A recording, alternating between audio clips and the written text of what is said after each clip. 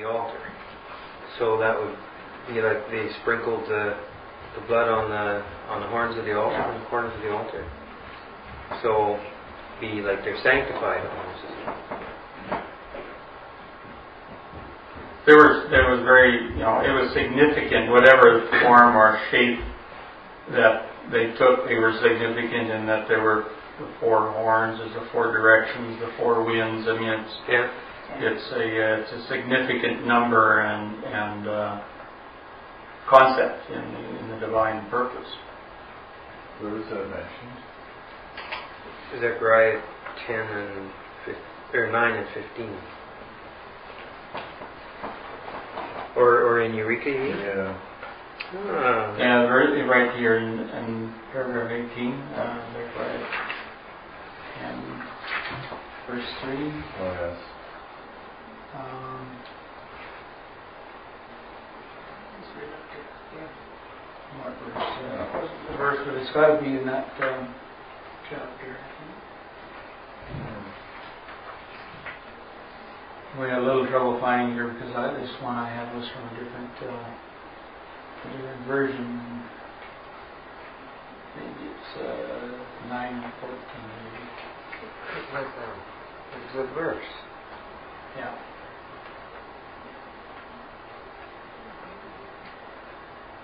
I was wondering what the context was in the book. Yeah, it's good to get that. Forget the whole thing. Zechariah 9:14, back in paragraph 11.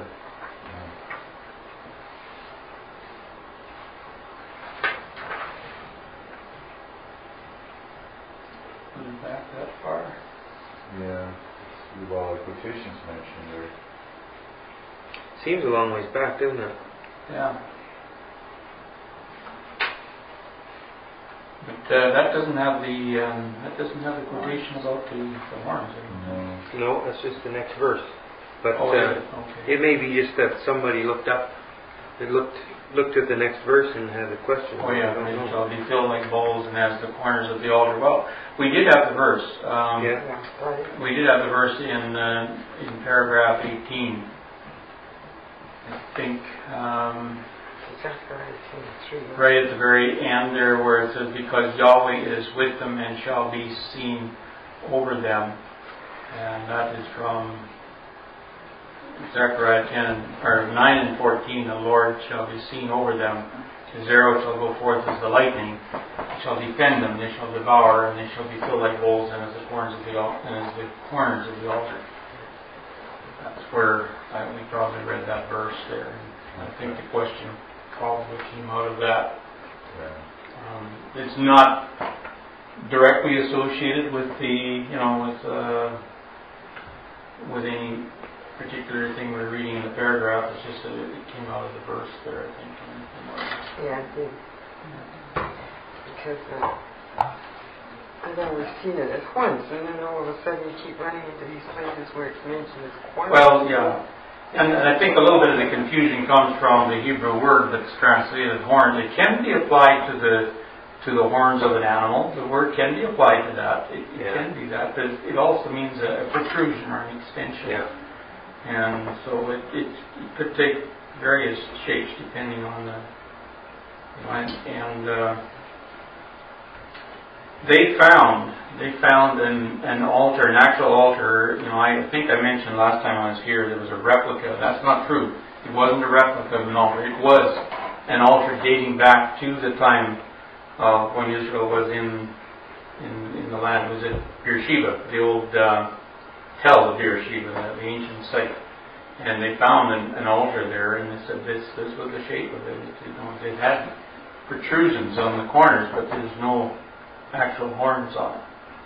So we didn't get to see it because it was getting a little later in the afternoon, and it was like they're a park, they're a national park, these archaeological sites, and they close about 4 o'clock, and so it was a little too late to get in there.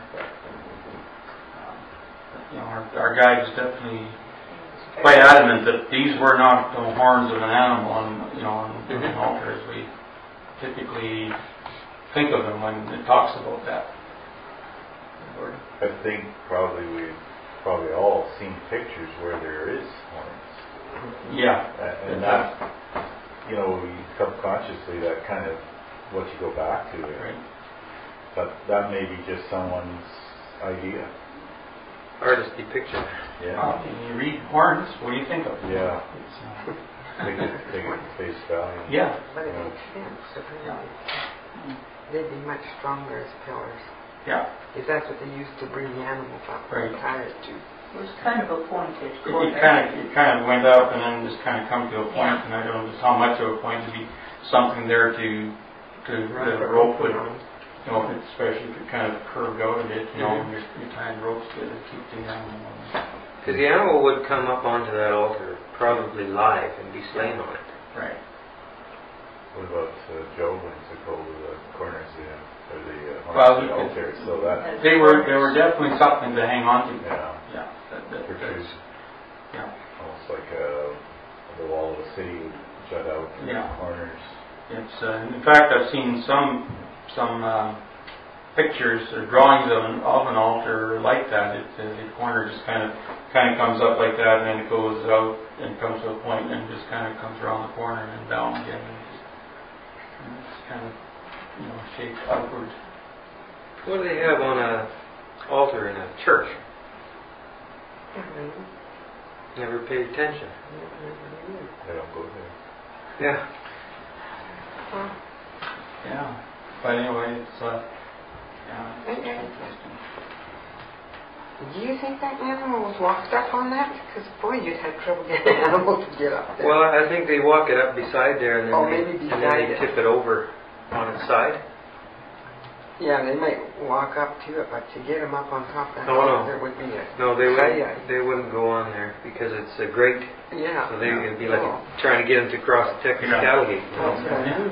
Okay, I misunderstood what you Yeah. said. I thought you said it was slain on the altar. And Well, I think they would slay them probably on the altar, but they would just walk them up beside, turn their head around, and pull them over onto the altar, and then they cut their throats there. But they would still be struggling. They'd have to tie them down to the corners of the altar. What a rodeo. Well, you know, you're thinking. You have to think in terms of animals that were in very small herds, probably. You know, belonging to somebody who takes them out, like you see in Kenya, where there's a half dozen cattle. They may not have been even as big as our cattle here, more like in Kenya. But they're smaller animals, and they're pretty tame because, you know, they're always taken out to food and back to water and everything. So it would be a little different than trying to, you know, get a range animal to cooperate with something like that. And some of them would have to have their hides taken off because not all of them were burnt with the hides on them. Yeah. Yeah. It was you know, it was definitely not it was a messy event, I would think. Yeah. It was something, as Brother Robert said, it kept them very much in mind of their Unclean. state and condition. Yeah. In that heat. Yeah. And, you know, and in later times, in the times of Christ, you know, when they brought their sacrifices on the Day of Atonement and everything, like it was a huge event. And I know the Josephus in writing about the destruction of Jerusalem, like that happened when the people had come into Jerusalem for the offering of sacrifices and everything, and the city was filled with people from other, you know, Jews from outlying areas and even other countries. And I think there was 1.2 million in there that weren't usually there. You know, that was the increased population at the time with all their animals and everything. So you can imagine the flow of blood that would come from that, you know, and everything.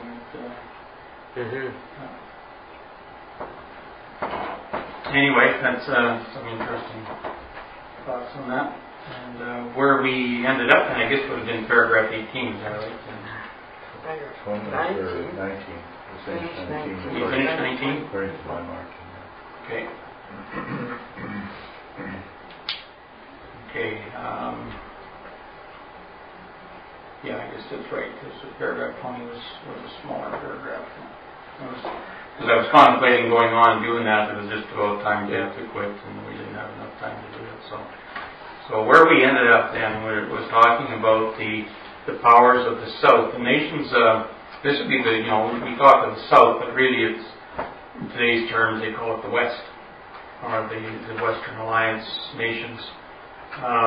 These would be the nations that make up what's styled there as the King of the South, and they respond favorably to this proclamation that has gone out, the proclamation by Christ and the saints to the nations to submit to this new power that Christ and the saints have come back to the earth, and they are setting up the kingdom, and the nations are invited to submit to them. And what this paragraph had been dealing with, that we finished up on, was that the powers of the South would respond favorably to that proclamation.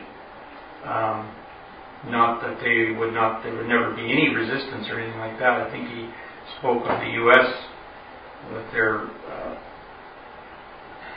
style of doing things, and the pride that the companies that there might be a little difficulty there.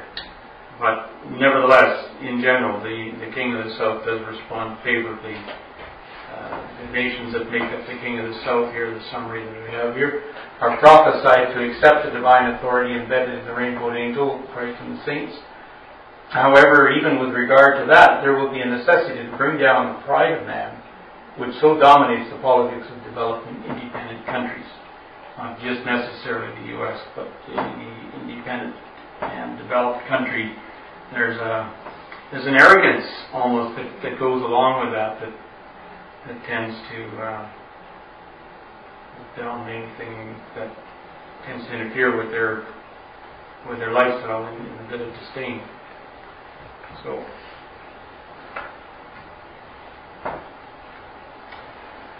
paragraph 20 talks about individual judgment preceding national judgment. So there's two types of judgment, and he just wants to make clear what he's referring to here. The judgment which succeeds the Pentecostian proclamation in mid-heaven is national and executed by Christ and the saints. Before the proclamation begins, there is also judgment. This, however, is not national but individual, a judgment having relation to the ancient apostolical proclamation. In other words, the proclamation of the truth that we have received, that has gone out with the activity of the apostles. And the judgment that will come before this proclamation will be a judgment on all those individuals who have accepted that proclamation. Whether they have done anything with it or not, that's what they'll be judged on. The Son of Man presides judicially at both these gatherings before him, and in each sitting there is his right hand and his left. The right hand is synonymous with friendship, favor, alliance, peace, and reward, while the left is indicative of their opposites. Everything is opposite of friendship, favor, alliance, peace, and reward. Nations on the Son of Man's right hand are joined to Yahweh as his people, the subjects of his empire, while individuals on the King's right hand are associates with him in the glory, honor, and power of his dominion. They share with him in the throne, as is exhibited in Revelation 4. So this paragraph simply addresses the idea of judgment as bearing upon two groups, individuals and nations. I misspelled there on the word two. And the number two upon two groups, individuals as one and nations as another. As to individuals, those accepted will share with Christ in his glory and immortality, while regarding nations, the accepted will become part of the mortal population taking hold of the skirt of him that is a Jew, as it were, and becoming subjects of the divine administration by Christ and the saints. So it's just almost like a little bit of a note there to clarify what it is he's talking about here when he speaks of judgment.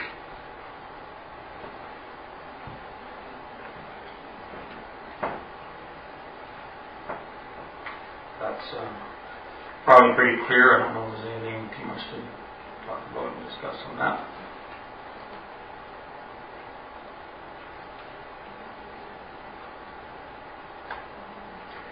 So, having made that clear, then, as to what he's speaking about by his judgment, of course, in this section, and particularly in this next paragraph or two that's coming up, it has to do with the judgment on nations, the national judgment, the group that would be those who would become part of the mortal population if they accept. So what he's talking about here now is the fate of the left verdict, those who will be relegated to the left hand. It says, but in the judgment of the king's household, some will have to pass to the left, where shame and contempt await them. They arrive at this left hand after being cast out from the divine presence into outer darkness, where there are wailing and gnashing of teeth. And of course he's still talking about the judgment of individuals here, that some of them will have to pass to the left where shame and contempt await them. This left hand is in the country occupied by the goat nations, which, as the embodiment of all that is hostile to the kingdom, prepared for the blessed of the fathers, are styled by Jesus the devil and his angels. These are the same as Daniel's fourth beast, which is styled apocalyptically the dragon, the old serpent, which is the devil and Satan. That's probably a good point to remember, as to what is meant by when it says the devil and his angels, and that's always a phrase, of course, that's very much misinterpreted by Christendom in general. So he says the 14th chapter from the 8th verse to the 11th, inclusive, treats of the aeon torment of the age, decreed for the devil and his adherents, are those goat nations, and into which they are commanded to depart, who are adjudged unfit to appear among the 144,000 with the Lamb on Mount Zion. Thus, the future national judgment of the great day affords scope for the sorer punishment of those wicked and slothful servants who are unprofitable for the master's use. Now, before we go any further, we probably should just take a look at what he's talking about by the goat nations here. And the goat nations are the nations that are pretty much described in Ezekiel as being a part of the image of Nebuchadnezzar. And so you have the land of Magog, anything here that's in the black, and it includes the territory which is Russia and used to be the USSR.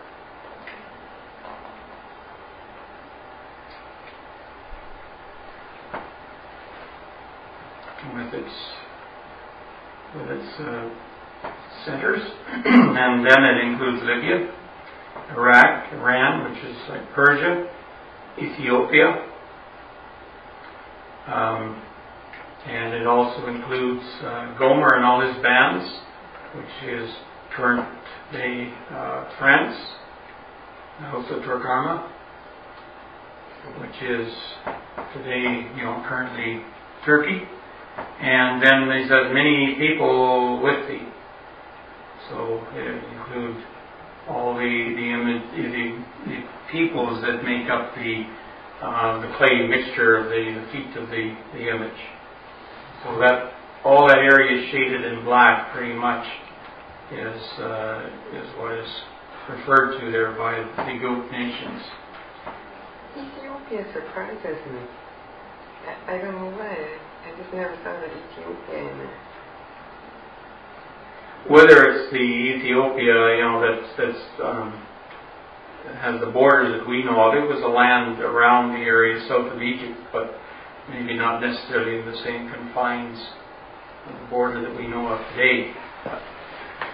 It's in this similar region there. Okay. That's it. And that, that goat nations thing is sort of it's a generalization, isn't it? Yes. There are going to be goats amongst the other nations too. It's just generally speaking the nations that are going to gather against Christ, and others will gather under that same umbrella. What we're doing here, we're just taking a chapter from Ezekiel 38 and where these are enumerated, but even when it says, many people with thee, that kind of expands the... Yeah, because there are many people in North America here who are being groomed for a participation in that same... Yeah.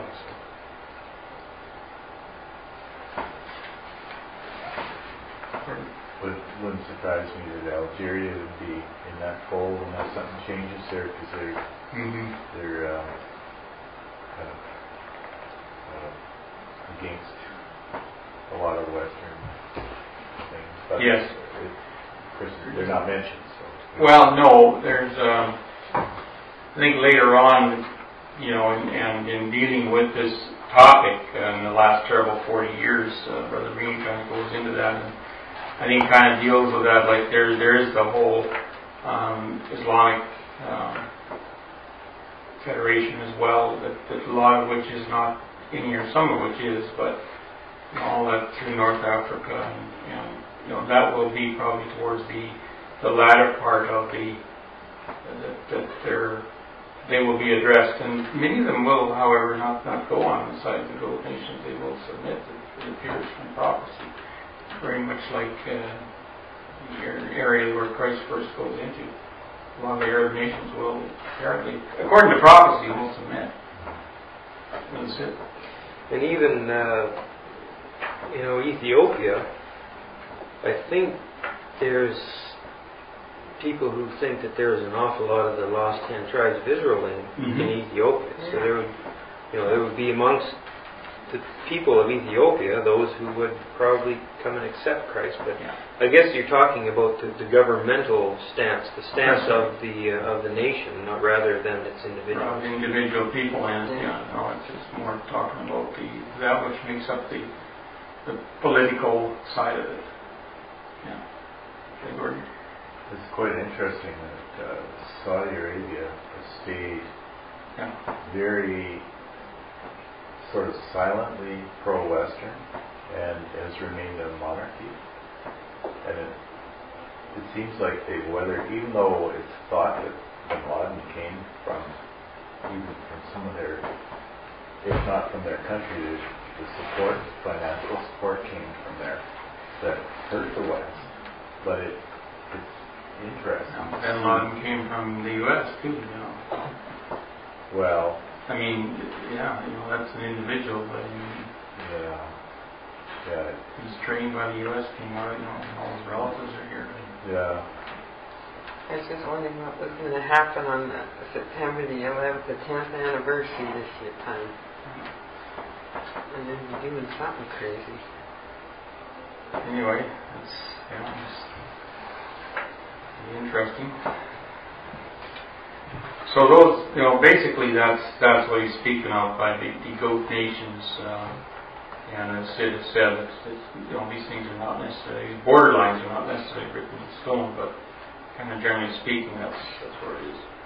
So such is the fate of those who come forth to a resurrectional condemnation for neglecting to improve the talents entrusted to their care. The reader can avail himself of these hints concerning the right and left hands of the great shepherd in aid of a spiritual understanding of the 25th of Matthew, and of the relative position of the two classes indicated in the parable of the rich man and Lazarus. So, and just in wrapping up and summarizing on this paragraph, what he's saying here is that the left hand is indicative of disfavor and a place cast off. It is the place of the rejected, and it is also the place of the goat nations. There are two classes of people that will find a place at the left hand of the judge, and that is individuals and entire nations. The left will be the place reserved for those individuals and nations who have the knowledge and ability to make correct choices and chose not to. Who have the capacity to invest the talent they've been given so that it would bring increase and chose rather to bury it. And, and I guess in respect to the goat nations, where their choice will come in will be in what to do with this proclamation that goes out. And also, I think it's been commented on several times that, the outreach, even that goes out now, is as much as feeble as it might be, but it's also getting the word out there. And, probably will not impact on nations as much as it may impact on individuals and the choice they make in that time. Nevertheless, it's still a testimony.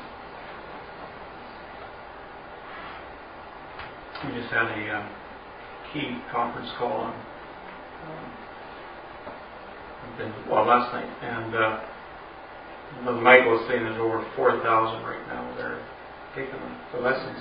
To more or less, there's a handful that are very religiously replying and filling out the question sheets and sending them back, and everything's only a handful, but nevertheless, you can tell who has subscribed to them and who is creating them, and whether they respond or not, it's still a testimony that gets out to, in this case, 4,000 individuals. So, and that's all over the world. It's all over the world. It's not just relegated to the Western nations or developed nations. It outreaches to Russia and everywhere.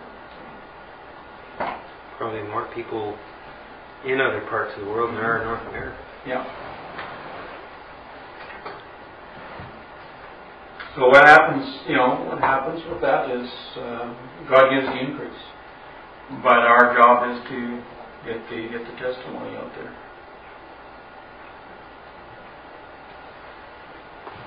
Now he talks about the 25th of Matthew, and that's where he had the parables of the 10 virgins, and actually several parables.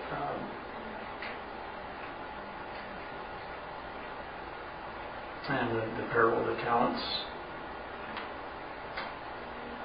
And I think there was also a parable there that about, when saw we thee and hungered, or fed thee and thirsty and gave thee drink. It's the parable of the lesson of it is those who, how we treat others is basically how we treat Christ.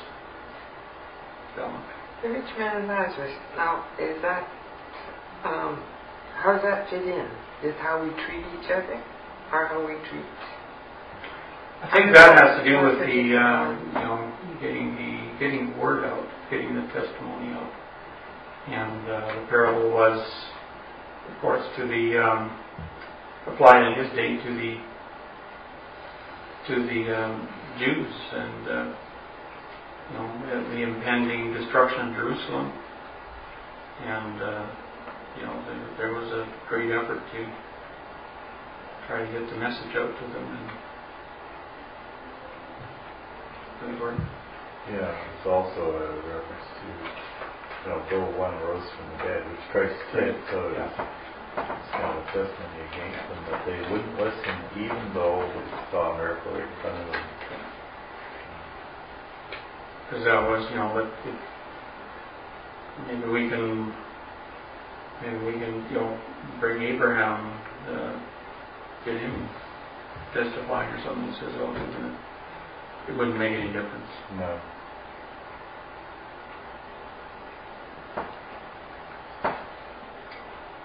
Maybe we may have that. This is the meaning of the parable here.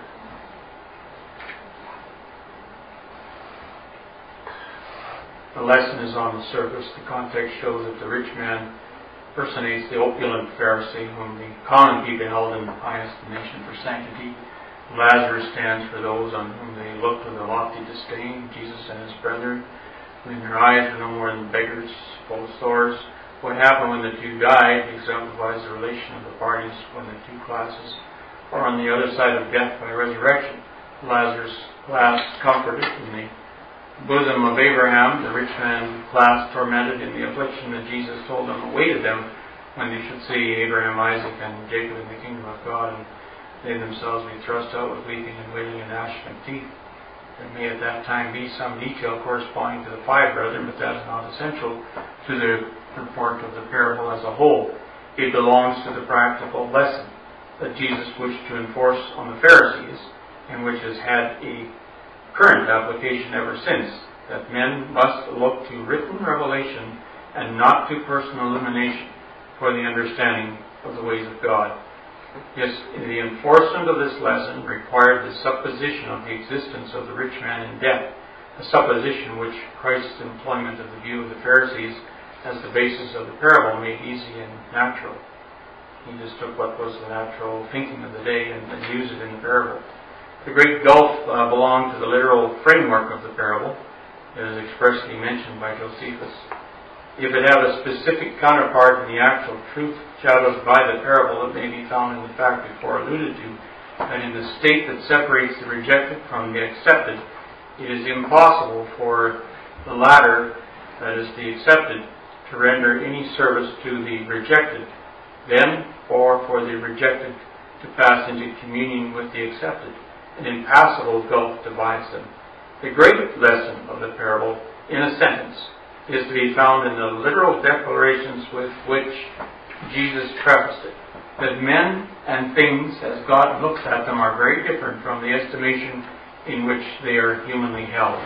That it belongs to the divine family to be now in affliction, but that a great reversal will ensue in the day of death's ending. That the right rule of conviction, meanwhile, is enlightenment in Moses and the prophets, and that men who are impervious to the evidences that cluster around them would be deaf to the voice of a person restored to life.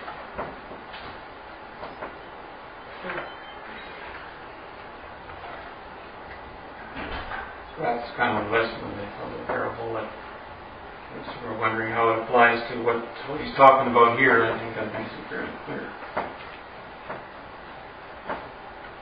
Yeah, I'm having trouble fitting that in.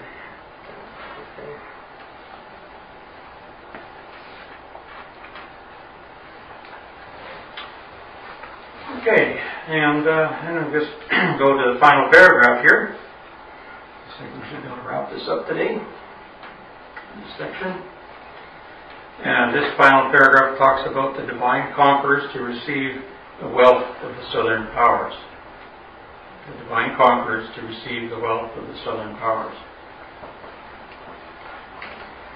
He says, in conclusion of this section, it may be added that the acceptance of the proclamation by the British Isles of Far Off, the Mart of Nations, places all the wealth of the British Empire at the disposal of the Lamb and his 144,000, Christ and the saints.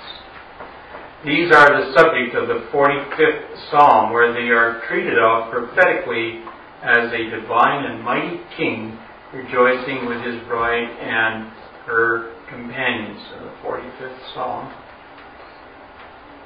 has 17 verses, but you can kind of see what he's speaking of. My heart is invading a good manner. I speak of the things which I have made touching the king. My tongue is the pen of a ready writer. Thou art fairer than the children of men. Grace is poured into thy lips. Therefore God hath blessed thee forever. Gird thy sword upon thy thigh, O most mighty, with thy glory and thy majesty. And in thy majesty ride prosperously, because of truth and meekness and righteousness. And thy right hand shall teach thee terrible things. Thy throne, O God, is forever and ever. The scepter of thy kingdom is a right scepter. He loves righteousness and hates wickedness. Therefore God thy God hath anointed thee with the oil of gladness above thy fellows. Talks about his garments being smelling myrrh and aloes and so on. King's daughters are among thy honorable women. He talks about the gold of Ophir there, which I think is significant. Upon thy right hand to stand the queen and the gold of Ophir. Hearken, O daughter, and consider and incline thine ear. Forget also thine own people and thy father's house. So shall the king greatly desire thy beauty, for he is thy Lord, and worship thou him. The daughter of Tyre shall be there with a gift. Even the rich among the people shall entreat thy favor. The king's daughter is all glorious within. Her clothing is of wrought gold. She shall be brought into the king in raiment of needlework. The virgins, her companions, the followers, shall be brought unto thee. So he's treating that as kind of a parable of Christ and the saints. They are treated out prophetically as a divine and mighty king, rejoicing with his bride and her companions. If you just read that alone, though, without knowing it, it's very materialistic. Yeah. But it's got to be deeper than the material thing, doesn't it? I mean, we'll see how he applies this to the court.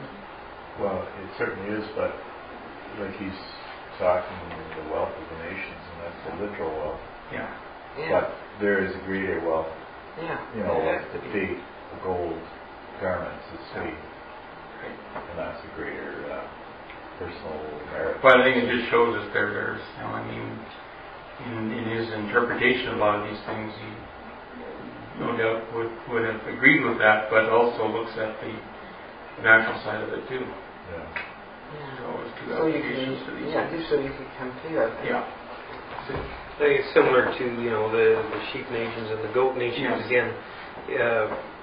Nationally speaking, the only thing that a nation is really going to do is lend their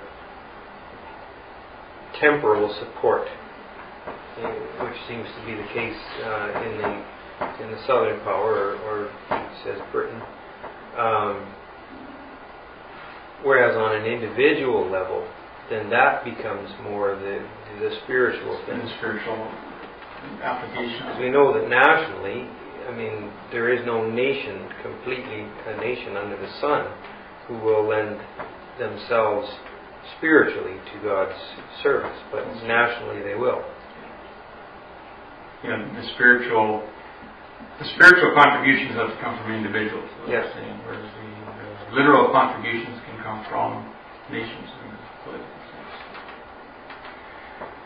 Okay, so then he says, in the first chapter of Hebrews, Paul identifies this king with Christ Jesus, who has not yet been manifested in the circumstances set forth in the Psalm. So he makes a connection there with the first chapter of Hebrews. Doesn't give us a verse, but I think where he's saying, sat down on the right hand of the Majesty on high, he made so much better than the angels. Verse 8, thy throne, O God, is forever and ever. A scepter of righteousness is the scepter of thy kingdom. The Son. That's his point there, isn't it? Yeah. Identification. Yeah. Identifying with Christ. In his last days is spoken unto us by his Son, whom he hath appointed heir of all things, by whom also he made the worlds. In the brightness of his glory, the express image of his person, upholding all things by the word of his power. And he had by himself purged our sins, sat down on the right hand of the Majesty on high, and of course, was given the scepter of the kingdom that will be set up when he returns. And sit thou at my right hand until I make thine enemies thy footstool. So I think that's probably the connection that he's making here. So he says, Paul identifies this king with Christ Jesus, who has not yet been manifested in the circumstances set forth in the Psalm. When the time arrives for the scene exhibited in Revelations 19, verse 11, says, I saw heaven opened, and behold, a white horse, and he that sat upon him was called Faithful and True, and in righteousness he judges and makes war. So in that scene, when the time arrives in that scene, he will, in the words of David, gird his sword upon his thigh with his glory and his majesty. that is a quote there from that 45th Psalm that we just looked at. Gird his sword upon his thigh with his glory and his majesty. And in his majesty he will ride prosperously because of truth and meekness and righteousness. And his right hand will teach him terrible things. His arrows will be sharp in the heart of the king's enemies, the goat nations, whereby the people will fall under him. So that's a quote from that 45th Psalm. When the union predicted between Christ and his brethren hath ensued, and their throne established on Mount Zion, it is declared in the 12th verse of the Psalm that the daughter of Tyre shall be there with a gift. This shows that in the day when Christ shall make the blessed of the Father princes in all the earth, verse 16, there will be a merchant power among the powers that be, to which the prophetic title of the daughter of Tyre will be applicable. This can be no other than Britain, the mart of modern nations, which inherits the wealth and commerce of her ancient mother, Tyre, who, after being forgotten 70 years, revived and sang as a harlot, and like her British daughter, committed fornication with all the kingdoms of the world upon the face of the earth. He is referring there, of course, to the prophecy about Tyre, what would happen to her. The merchandise and revenue of the revived Tyrian mother, in other words, Britain, passed from her to, the merchandise and revenue of the revived Tyrian mother, that would be the revival of Tyre in ancient times, passed from her to Alexandria, Venice, Lisbon, and at length to Britannia. So he's tracing there where the fortunes of Tyre migrated. Who holds on to them as her own peculiar and especial inheritance. She hopes to monopolize them as long as the sun and moon endure. Though this is objected to by other nations, and among these the United States, they have not the ability, and never will have, to divert them to their own ports and coffers. The decree of heaven is against them, for the abundance of the sea shall be turned unto Zion, and the wealth of the nations shall come to her. For the nation and kingdom that will not serve the city of Yahweh, the Zion of the Holy One of Israel, shall perish and be utterly wasted. And that is a quote there from Isaiah 60, verses 5, 11, 12, 14. Thus the commerce and riches of the world, instead of migrating westward, are to return to the Holy Land, where Tyre of old used to rejoice with Israel when Solomon and Hiram were in league. And this will come to pass when Britain shall have exchanged her present rulers for those who dwell before Yahweh, when the nations of the British Empire are ruled by the Lamb and his 144,000 on Mount Zion, by the eternal power incarnate in Jesus and his brethren glorified together. Verse 17 of Romans 8. And his children then heirs, heirs of God, joint heirs of Christ, if so be that we suffer with him, that we may also be glorified together. Then, in the words of the prophet, the merchandise and hire of Tyre shall be holiness to Yahweh. It shall not be treasured nor laid up, for her merchandise shall be for them who dwell before Yahweh, to eat sufficiently, and for durable clothing. That's from Isaiah 23:18. Thus the wealth of the sinner is laid up for the just, for to the sinner God giveth travail to gather and to heap up, that he may give to him that is good before God. And that's from Proverbs 13:22 and Ecclesiastes 2 and 26. How vast has been the travail through which the daughter of Tyre has passed in hewing her way to her present greatness. So he's just again showing the migration from the ancient Tyre to current day Britain, saying that the wealth of that ancient Tyre has migrated through the nations and is now with with a part of Britain's wealth. It is gathered from all the face, what oceans of blood she has shed, what tears and groans she has extorted from her laboring and ill-fed millions devoted to the creation of wealth. I think he's talking there about the fortunes of the British Empire. It is gathered from all the face of the earth and heaped up in store, but not for the capitalists who pride themselves in its possession, nor for the impoverished multitudes who as mere beasts of burden toil without cheer in its accumulation. No, it is for none of these. It is for the just who dwell before Yahweh, the poor of this world rich in faith, then in possession of the kingdom promised to the obedient. James 2 verse 5 says, "Hearken, my beloved brethren, hath not God chosen the poor of this world rich in faith, and heirs of the kingdom which he hath promised to them that love him?" So, in summary of this, he just uses some of the types from the ancient historical relationship between the nation of Tyre and the nation of Israel, the relationship that existed between those two, and the subsequent financial benefits that accrued to the nation of Israel from Tyre. The author here applies to the parallel to the time of the end when the financial reserves of acquiescing nations will accrue to the rainbow angel. I don't know if this is really, well, I think it has something to do with it. I just happened to hear a little piece where Chinese are shopping, the rich Chinese are coming to London, England, to shop, and they are spending, on average, $5,700 per person. Now, whether that's at a time or, over their stay there or whatever, but I mean, there's how, and they're just, shopping for brand name clothes and stuff. I mean, What comes after acquiescence? Oh, acquiescence. The acquiescing nations will accrue to the rainbow angel. What will accrue? Will accrue to the rainbow angel. Nations.